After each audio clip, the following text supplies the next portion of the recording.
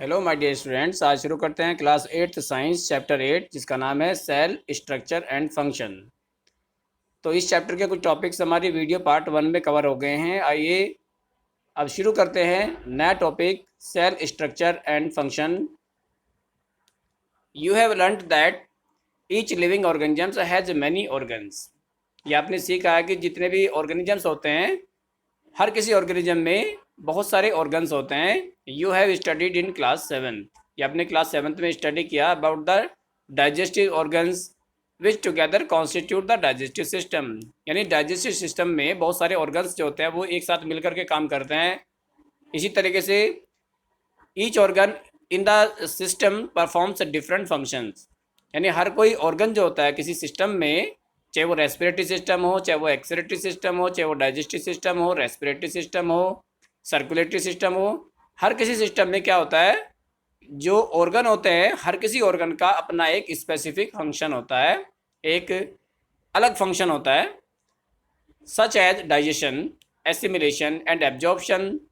Similarly different organs of a plant perform specific specialized functions. इसी तरीके से plants में भी क्या होता है कि जो अलग तरह के जो ऑर्गन्स होते हैं वो उनका सबका अपना एक स्पेसिफिक फंक्शन होता है, एक अलग उसका फंक्शन होता है। For example roots help in the absorption of water and minerals. तो रूट्स का काम क्या होता है, वाटर और मिनरल्स को एब्जॉर्ब करना। Leaves as you have learn in class 7th, जैसे कि आपने इस क्लास 7th में सीखा कि जो लीव्स होती है are responsible for synthesis of food.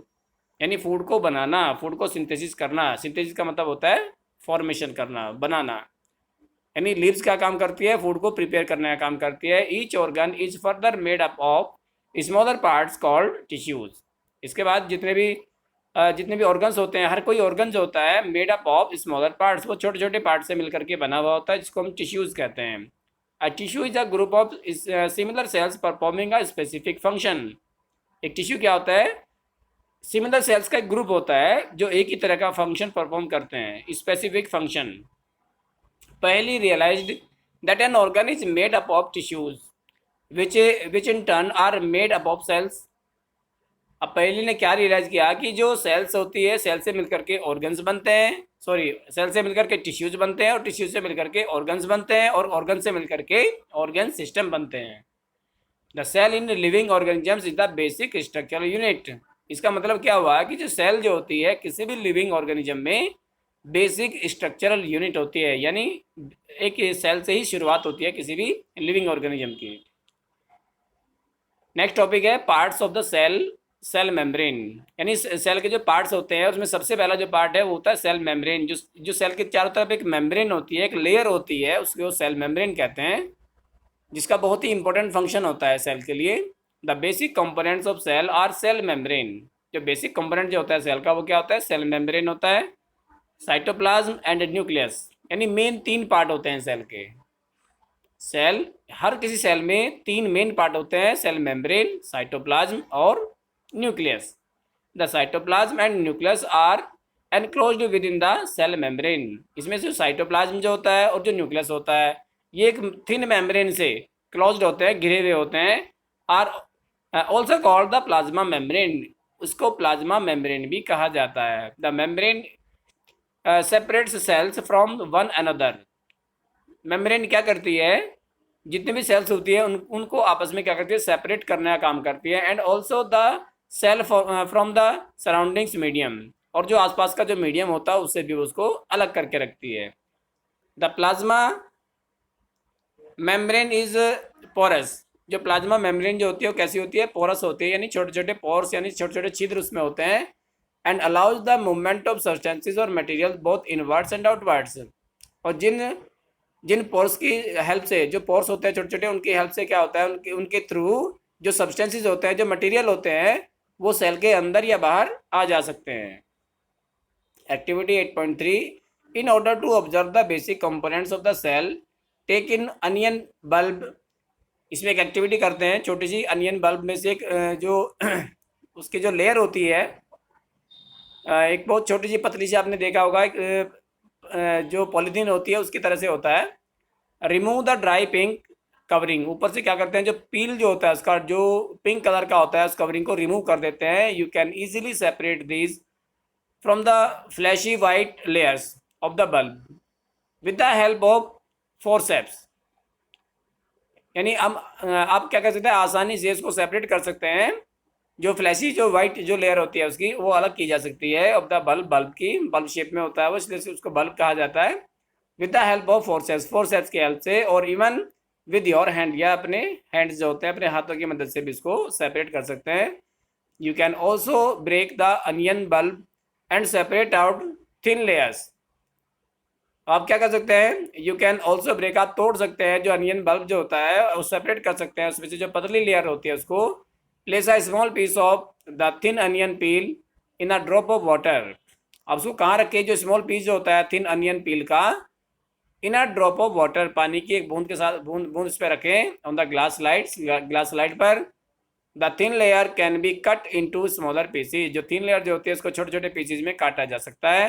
With the help of a blade और अ फोर्सेप्स, या तो फोर्सेप की हेल्प से या फिर किसी ब्लेड की हेल्प से भी इसको काट सकते हैं। At a drop of methylene, methylene blue solution, methylene जो ब्लू सॉल्यूशन जो होता है वो क्या करने का काम आता है, टू द लेयर, उस लेयर पे डाल देते हैं। Place a cover slip on it, उसके ऊपर एक कवर स्लिप रख देते हैं।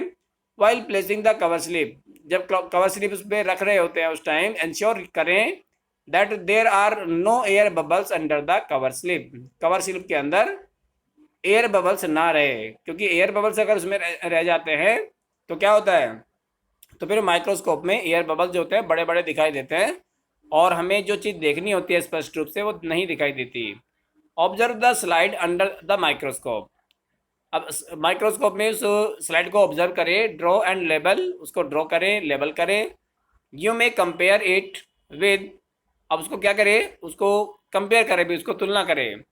The boundary of the onion cell is the cell membrane, जो बाउंड्री जो होती है आप यहाँ देख सकते हैं, ये जो बाउंड्री लाइन आपको दिखाई दे रही है इसमें, ये सारी की सारी क्या होती है, ये सेल मेम्ब्रेन होती है जो एक सेल को दूसरी सेल से सेपरेट करती है। और जो ठीक बीचों बीच जो सर्कुलर जो स्ट्रक्चर दिखाई दे रही है, सर्कल की तरह की जो स्ट्रक्चर दिखाई दे रही है वो होता है न्यूक्लियस, ठीक है। और सेल के अंदर जितना भी पार्ट होता है, जो भी कुछ भरा हुआ होता है उसको बोलते हैं साइटोप्लाज्म। तो यहाँ देख सकते हैं ये अनियन पील सेल का है, इसमें the central dense round body in the centre is called nucleus, उसे न्यूक्लियस कहते हैं। और जो सबसे बाहर की तरफ होती है वो होती है cell wall. The jelly like substance, यानी एक जेली की तरह का सब्सटेंस भी होता है जो सेल के अंदर भरा हुआ होता है। सेल के अंदर का जो पार्ट होता है जो भरा हुआ होता है उसके अंदर, उसे क्या बोलते हैं, जेली की तरह का होता है। Between the nucleus and the cell, जो सेल और न्यूक्लियस के, सेल मेम्ब्रेन और न्यूक्लियस के बीच में होता है उसे कहते हैं cytoplasm. I want to know why plant cells need cell walls, मैं ये जानना चाहता हूँ कि प्लांट सेल जितनी भी होती है उनमें सेल वॉल की नीड या सेल वॉल की जरूरत क्यों होती है। You have learn earlier that the cell membrane gives shape to the cell, अब आपने क्या सीखा कि जो सेल मेम्ब्रेन होती है वो सेल को क्या करती है, एक शेप देती है, आकृति इसको देती है। In addition to the cell membrane there is an outer thick layer in the cells of plants called cell wall, यानी in addition to the cell membrane, cell membrane के बाहर की साइड में उससे जुड़ी हुई क्या होती है, there is outer thick layer, एक बाहर की लेयर भी एक थिक लेयर होती है बाहर की साइड में, उसे कहते हैं cell wall. This additional layer surroundings the cell membrane is required by the plants for protection, ये प्लांट्स की जो सेल्स होती है उनको प्रोटेक्ट करती है बाहर से cell wall. Plant cells need protection against variations in temperature, high wind speed, atmospheric moisture etcetera, यानी प्लांट जो होता है, प्लांट की जो सेल्स होती है उनको प्रोटेक्शन की ज़रूरत पड़ती है ज़्यादा टेम्परेचर से, ज़्यादा तेज़ हवा चलने से, या एटमॉस्फेरिक प्रेशर जो मॉइस्चर जो हो जाती है उससे। They are expose to these variations because they can not move, उनमें बहुत सारे वेरिएशंस होते हैं, बहुत सारे बदलाव होते हैं क्योंकि वो मूव नहीं कर सकती। Cells can be observe in the leaf peel of the Tradescantia, यानी एलोडिया और रोयो, ये इसके साइंटिफिक नेम है। You can prepare a slide as in the case of onion, आप अनियन की जो स्लाइड जो होती है उसको प्रिपेयर कर सकते हैं। Paheli ask Boojho if he can also observe animal cells, पहले ये पूछती है, पहली पूछती है बूझो से, if he can also observe animal cells, क्या इनको एनिमल सेल में भी ऑब्जर्व किया जा सकता है। Activity 8.4 take a clean toothpick, एक टूथपिक लेते हैं साफ सुथरी, और अ मैच स्टिक, या फिर एक मैच स्टिक ले लेते हैं विद द टिप ब्रोकन, जिसकी जो टिप जो होती है वो टूटी हुई है। Scrap inside of your cheek, अपने क्या करते हैं, अपने जो गाल जो होता है, चीक जो होता है अंदर की साइड, उसमें क्या करते हैं, स्क्रैप करते हैं विदाउट हर्टिंग इट। ऐसा नहीं कि उसमें उसमें घुसा देंगे खाल में, नहीं, उसके ऊपर ऐसे रगड़ते हैं। Place it in a drop of water, उसे पानी की जो ड्रॉप जो होती है उस पर डालते हैं। On a glass slide, glass slide पर add the drop of iodine, उसमें आयोडीन भी डाल सकते हैं, आयोडीन का drop, and place a cover slip over it, और उसके ऊपर एक कवर स्लिप रख देते हैं। Alternatively add 1 to 2 drops of methylene blue solution, उसके ऊपर मिथाइलिन जो ब्लू सॉल्यूशन जो होता है, जिससे कलरिंग उसकी हो जाती है, स्टेनिंग उसकी हो जाती है, उसको डाल देते हैं। Observe it under the microscope, और उसको माइक्रोस्कोप में ऑब्जर्व करते हैं। You may notice several cells in the scraped material, तो आप इसमें क्या नोटिस करते हैं, बहुत सारी सेल्स होती है जो स्क्रैप्ड मटेरियल में होती है। You can identify the cell membrane, आप सेल मेम्ब्रेन को आइडेंटिफाई कर सकते हैं इसमें। द साइटोप्लाज्म एंड न्यूक्लियस, यानी सेल में आप तीनों चीज़ें देख सकते हैं, सेल मेम्ब्रेन भी, साइटोप्लाज्म भी, और न्यूक्लियस भी देख सकते हैं उसमें। A cell wall is absent in animal cells, और ये भी आपको पता होना चाहिए कि जितने भी एनिमल सेल्स होती है उसमें सेल वॉल नहीं होती, एब्सेंट होती है। ये ह्यूमन चिक सेल, अगर आप ह्यूमन चिक सेल आप देखना चाहते हैं माइक्रोस्कोप में, तो वो इस तरह का दिखाई देगा आपको। इसमें सारी चीज़ें आपको दिखाई देगी, साइटोप्लाज्म भी, न्यूक्लियर मेम्ब्रेन जो न्यूक्लियस के चारों तरफ होती है, सेल मेम्ब्रेन जो सेल के चारों तरफ होती है, और न्यूक्लियस, ये आप देख सकते हैं, ये आप ऑब्जर्व कर सकते हैं माइक्रोस्कोप में जब आप एक्टिविटी करते हैं जो आपको बताई गई है अभी। इसके बाद आता है cytoplasm. It is the jelly like substance present between the cell membrane and the nucleus, जो सेल मेम्ब्रेन और न्यूक्लियस के बीच में जो भी जेली लाइक सब्सटेंस होता है उसको साइटोप्लाज्म कहते हैं। Various other components of organelles, और अलग तरह के जो कंपोनेंट्स जो होते हैं, या फिर इनको सेल के ऑर्गेनल्स भी कहते हैं, of cells are present in the cytoplasm, जो साइटोप्लाज्म में मौजूद रहते हैं। These are mitochondria, Golgi bodies, ribosomes etcetera, ये काफ़ी सारे होते हैं, लाइसोसोम्स होता है इसमें, और इसके अलावा भी कुछ ऑर्गेनल्स होते हैं। तो you will learn about them in later classes, आप जो जब उसमें बाद की जो क्लासेज होगी, जो बाद में बड़ी क्लासेज में, हायर क्लासेज में आप उसको सीखेंगे उसके बारे में डिटेल में। तो अब जानते हैं न्यूक्लियस के बारे में। It is an important component of the cell, living cell, जो भी लिविंग सेल होती है उसका बहुत ही इंपॉर्टेंट कंपोनेंट होता है nucleus. It is generally spherical and located in the centre of the cell, ये आमतौर पर स्पेरिकल होता है, यानी गोलाकार होता है, और सेल के सेंटर में ही लोकेटेड होता है। It can be stained and seen easily with the help of a microscope, इसको स्टेनिंग की जा सकती है, इसको कलरिंग कर सकते हैं हम, और उसको आसानी से माइक्रोस्कोप में देखा जा सकता है। Nucleus is separated from the cytoplasm by a membrane called the nuclear membrane, जो न्यूक्लियस जो होता है वो साइटोप्लाज्म से अलग हो जाता है एक मेम्ब्रेन के थ्रू, जिसको कहते हैं nuclear membrane. This membrane is also porous and allows the movement of materials between the cytoplasm and the inside of the nucleus। तो ये जो मेम्ब्रेन होती है सेल मेम्ब्रेन की तरह से ही होती है, और ये भी अलाउ करती है, क्योंकि पोरस होती है, छोटे छोटे पोर्स होते हैं इसके अंदर, ये अलाउ करती है movement of material between the cytoplasm and inside the nucleus, यानी जो न्यूक्लियस और जो साइटोप्लाज्म जो होता है उसके बीच में जो भी सब्सटेंसेस जो होते हैं उसको आने जाने देती है, बाहर भी जा सकते हैं और अंदर भी मटेरियल आ सकता है उसमें से। With a microscope of higher magnification, एक माइक्रोस्कोप की हेल्प से एक हायर मैग्नीफाई भी करके इसको देख सकते हैं। We can see a smaller spherical body in the nucleus, एक न्यूक्लियस के अंदर। It is called the nucleus, इसे क्या कहते हैं, जो स्पेरिकल होता है उसको न्यूक्लियस कहते हैं। In addition nucleus contains thread like structures called chromosomes. अब न्यूक्लियस में क्या होता है, धागे की तरह की स्ट्रक्चर होती है जिसको हम क्रोमोसोम्स कहते हैं। दे कैरी जीन्स, जिसमें जीन्स होते हैं जो जीन्स को कैरी करती है, एंड हेल्प इन इनहेरिटेंस और transfer of characters from the parents to the offspring, यानी जो पेरेंट्स से कैरेक्टर्स को उनकी ऑफस्प्रिंग जो होती है, उनके आने जो जनरेशन जो होती है उसमें उसको भेजने का काम करते हैं। The chromosomes can be seen only when the cell wall divides, chromosomes जो होते हैं तभी दिखाई देते हैं जब सेल डिवाइड होने वाली होती है, यानी सेल डिवीजन होने वाला होता है, उस टाइम उसको उनको देखा जा सकता है। इसके बाद में आता है जीन क्या होते हैं। जीन क्या होते हैं, जीन के बारे में भी आप देख सकते हैं, क्योंकि जीन जो होता है एक यूनिट होती है। Gene is a unit of inheritance in living organism. जितने भी लिविंग ऑर्गेनिजम्स होते हैं उनमें क्या होता है, इनहेरिटेंस का एक यूनिट होती है। इनहेरिटेंस का मतलब होता है कि जो कैरेक्टर्स को एक पीढ़ी से दूसरी पीढ़ी में, यानी एक जनरेशन से दूसरी जनरेशन में पहुंचाने का काम करते हैं। It controls the transfer of a heredity characteristic from parents to offspring. यानी ये जो हेरिडिटी जो कैरेक्टर होते हैं उनको एक उसको ट्रांसफर करने का, कंट्रोल करने का काम करता है। This means that your parents pass some of their characteristics on to you. इसका मतलब ये है कि आपके पेरेंट्स से कुछ कैरेक्टर्स जो होते हैं वो आपके अंदर आए हैं, वो इसी के थ्रू आते हैं। If your father has brown eyes, यदि आपके फादर की आइज ब्राउन है तो you may also have brown eyes, तो आपकी जो आइज है वो भी ब्राउन हो सकती है। If your mother has curly hair, यदि आपकी मदर के करली हेयर है, you might also end up having curly hair, तो आपके भी करली हेयर हो सकते हैं। However the different combination of genes, तो अलग अलग तरह के कॉम्बिनेशन भी होते हैं जीन्स के, from parents result in different characteristics, जिसमें अलग अलग तरह के कैरेक्टरिस्टिक्स भी होते हैं, अलग अलग तरह के लक्षण होते हैं। Nucleus in addition to its role in inheritance acts as control centre of the activities of the cell.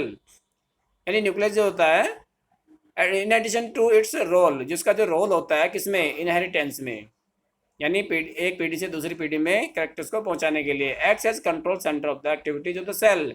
यानी सारी जितनी भी एक्टिविटीज होती है सेल की, उसको कंट्रोल करने का काम न्यूक्लियस ही करता है। The entire content of a living cell is known as protoplasm. यानी जो लिविंग पार्ट जो होता है किसी भी लिविंग सेल का, जो एंटायर जो कंटेंट होता है वो प्रोटोप्लाज्म होता है। उसमें सॉलिड और लिक्विड सभी तरह का पार्ट आ जाता है। It includes the cytoplasm and the nucleus. इसमें पूरा साइटोप्लाज्म भी आ गया, उसमें सारे जितने ऑर्गेन्स होते हैं वो भी आ गए, जो जेली की तरह का जो पार्ट होता है उसके अंदर वो भी आ गया, ठीक है, और साथ में न्यूक्लियस भी आ गया। वो सारा जब इंक्लूड होता है तो उसको कहते हैं protoplasm. Protoplasm is called the living substance of the cell. Protoplasm जो होता है सेल का लिविंग पार्ट होता है, लिविंग पोर्शन होता है। Paheli wants to know if the structure of the nucleus is the same in the cell of plants, animals and bacteria. Paheli ये जानना चाहती है if the structure of the nucleus की, जो स्ट्रक्चर जो होती है न्यूक्लियस की, क्या वो सेम होती है प्लांट्स में और एनिमल में या फिर बैक्टीरिया में। The nucleus of the bacterial cell is not well organised like the cells of the multi cellular organism. यानी बैक्टीरिया की जो सेल होती है उसमें उस तरह का न्यूक्लियस नहीं होता जो जितना कि मल्टी सेलुलर ऑर्गेनिज्म के अंदर होता है। There is no nuclear membrane, उसमें न्यूक्लियर मेम्ब्रेन भी नहीं होती। The cells having nuclear material without nuclear membrane are termed prokaryotic cells. यानी इस तरह की सेल्स जिसमें जो न्यूक्लियस जो होता है जिसमें मेम्ब्रेन बाउंड नहीं होता, जिसमें मेम्ब्रेन नहीं होती न्यूक्लियस के चारों तरफ, वो प्रोकैरियोटिक सेल्स होती है। The organisms with these kinds cells are called prokaryotes. और इस तरह के ऑर्गेनिजम्स को प्रोकैरियोट्स कहते हैं। प्रो मीन्स प्रिमिटिव और karyon means nucleus. Examples the bacteria and blue green algae. Bacteria और ब्लू ग्रीन एल्गी में ऐसा ही होता है, जो न्यूक्लियस जो होता है वो मेम्ब्रेन बाउंड नहीं होता। The cells like onion cells and cheek cells having well organise nucleus. जबकि आपने देखा जो अनियन सेल्स होती है या चीक सेल्स जो होती है उनमें क्या होता है, वेल ऑर्गेनाइज न्यूक्लियस होता है और न्यूक्लियर मेम्ब्रेन के साथ होता है। Are designed as eukaryotic cells. इस तरह के सेल्स को क्या कहते हैं, यूकैरियोटिक सेल्स कहते हैं। All organisms other than bacteria, यानी सारे ऑर्गेनिजम्स बैक्टीरिया को छोड़ करके, एंड ब्लू ग्रीन एल्गी और ब्लू ग्रीन एल्गी को छोड़ करके, आर कॉल्ड यूकैरियोट्स। तो सभी क्या होते हैं, एक बैक्टीरिया को अलग कर दीजिए, ब्लू ग्रीन एल्गी को अलग कर दीजिए, ये केवल प्रोकैरियोट होते हैं। इसके अलावा जितने भी ऑर्गेनिजम्स होते हैं सभी यूकैरियोट्स होते हैं। Eu means true, karyon means nucleus, जिसमें ट्रू न्यूक्लियस होता है। While observing the onion cells, जब अनियन सेल्स को ऑब्जर्व कर रहे होते हैं अंडर द माइक्रोस्कोप में, डिड यू नोटिस, क्या कभी आपने ध्यान दिया है, एनी ब्लैंक लुकिंग स्ट्रक्चर्स, जो ब्लैंक कुछ ऐसी जगह होती है जो खाली दिखाई देती है इन द साइटोप्लाज्म में, इट इज कॉल्ड वैक्यूल, उन्हें वैक्यूल कहते हैं। It could be single and big as in an onion cell. It could be single, ये तो एक उसमें एक भी हो सकती है, and big as in an onion cell, जैसे अनियन सेल जो होती है उसमें बड़ी होती है। Cheek cell have smaller vacuoles, cheek cell में जो वैक्यूल्स होती है वो छोटी होती है, large vacuoles are common in plant cells. जो लार्ज वैक्यूल्स होती है वो प्लांट सेल्स में होती है। वैक्यूल्स इन एनिमल्स, एनिमल्स में जो वैक्यूल्स होती है आर मच स्मॉलर, वो छोटी होती है, जबकि प्लांट्स में बड़ी होती है। You might have noticed several small coloured bodies in the cytoplasm of the cells of Tradescantia leaf. Tradescantia leaf जो होती है उसके अंदर जो साइटोप्लाज्म में कलर्ड बॉडीज होती है, ये आपने नोटिस किया इसमें। They are scattered in the cytoplasm of the leaf cell. ये क्या होती है? स्कैटर्ड होती है, साइटोप्लाज्म में बिखरी हुई होती है। किसमें? लीफ सेल में। लीफ सेल का जो प्रोटोप्लाज्म होता है उसके अंदर। दीज आर कॉल्ड प्लास्टिड्स, उन्हें प्लास्टिड्स कहते हैं। They are of different colours, वो अलग अलग कलर की होती है, अलग अलग रंग उसके होते हैं। Some of them contain green pigment called chlorophyll. किसी किसी में ग्रीन पिगमेंट होता है जिनको क्लोरोफिल कहते हैं। ग्रीन कलर्ड प्लास्टिड्स, जो ग्रीन कलर्ड प्लास्टिड जो होता है आर, ये आप देख सकते हैं यहाँ पे स्ट्रक्चर, सेल की स्ट्रक्चर होती है। इसमें प्लांट सेल और एनिमल सेल दोनों ही यहाँ पे, प्लांट सेल लेफ्ट साइड में और जो एनिमल सेल है वो राइट साइड में। तो दोनों में क्या चीज़ कॉमन होती है? आप देख सकते हैं सेल मेम्ब्रेन दोनों में होती है, वैक्यूल्स दोनों में होती है, न्यूक्लियस दोनों में होता है, साइटोप्लाज्म दोनों में होता है। प्लांट सेल में क्या कुछ अलग हो जाता है? सेल वॉल, क्लोरोप्लास्ट, क्या होते हैं जो एनिमल सेल में नहीं होते? ना सेल वॉल होती है, ना ही क्लोरोप्लास्ट होते हैं। ठीक है, तो ग्रीन कलर्ड प्लास्टिड्स आर, जो ग्रीन कलर्ड प्लास्टिड जो होते हैं आर कॉल्ड क्लोरोप्लास्ट। उनको क्या कहते हैं? क्लोरोप्लास्ट कहा जाता है। They provide green colour to the leaves, जिनकी वजह से पत्तियां हरी होती है। You may recall that chlorophyll in the chloroplast of leaves. तो क्लोरोफिल जो होता है वो क्लोरोप्लास्ट में, पत्तियों में रहता है। इज इसेंशियल फॉर फोटोसिंथेसिस, जो किसके लिए बहुत जरूरी होता है? फोटोसिंथेसिस के लिए। फोटोसिंथेसिस क्या होता है? एक ऐसा प्रोसेस जो दिन के समय में होता है, जिसमें जो जितने प्लांट्स होते हैं, ग्रीन प्लांट्स, अपना फूड प्रिपेयर करते हैं। नेक्स्ट है comparison of plant and animal cells, यानी दोनों में क्या डिफरेंस है। जैसे कि मैंने अभी डायग्राम में बताया वही डिफरेंस इसके अंदर होता है। If you recall activities 8.3 and 8.4, you should be able to compare plant and animal cells. Observe the plant and animal cells carefully in figure 8.7a and b. Let us tabulate the similarities and distinguish features of plant and animal cells. Only a few features are mentioned. अच्छा, यहाँ पे ये दिखाया गया इसमें, तो यहाँ शायद किसी में डिफरेंस दिखाया होगा यहाँ पे। चाहिए 8.1 दे रखी है यहाँ पे, इसको देख करके हम बता सकते हैं कि प्लांट सेल में क्या क्या प्रेजेंट होता है, एनिमल सेल में क्या क्या प्रेजेंट होता है। यहाँ उसको आप टेबल को इस तरीके से कंप्लीट कर सकते हैं डायग्राम में देख करके। यहाँ आप डायग्राम में देखेंगे किसमें क्या क्या चीज़ प्रेजेंट है, किसमें क्या क्या चीज़ प्रेजेंट नहीं है। तो प्रेजेंट है तो उसमें प्रेजेंट लिख दीजिए, और वो चीज़ नहीं है उसके अंदर तो उसको एब्सेंट लिख दीजिए। तो इस तरीके से आप दोनों में डिफरेंस कर सकते हैं। तो इसी टॉपिक के साथ हमारा ये चैप्टर कंप्लीट हो गया है।